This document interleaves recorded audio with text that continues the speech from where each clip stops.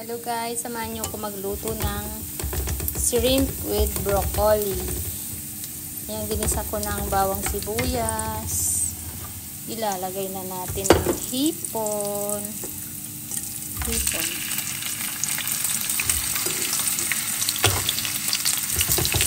Halo-haloin.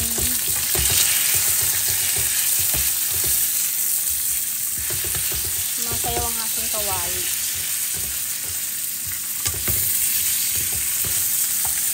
Hindi ko na binalatan yung hipon, guys. Ayan, buong hipon lang nilagay ko, hindi ko na binalatan. Tapos lagyan natin ng oyster sauce. Ayan na guys, lagyan natin ng oyster sauce. Oops.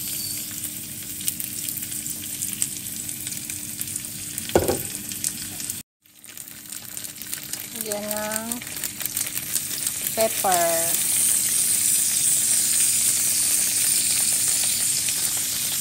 Konting soy sauce. Oops. Yan na guys, ilagay na natin ang broccoli. Ayan.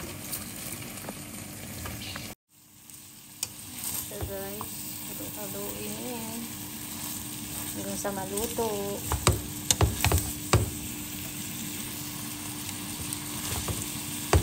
Broccoli with shrimp.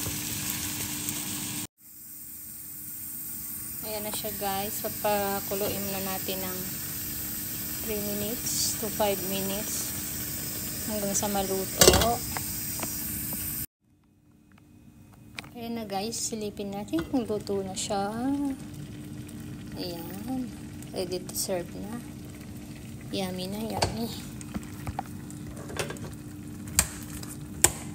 Yummy. Ayan na guys, luto na. Kain na.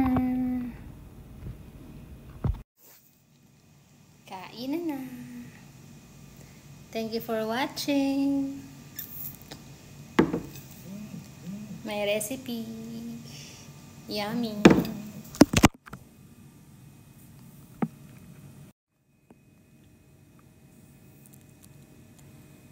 Umuusok-usok pa yan guys.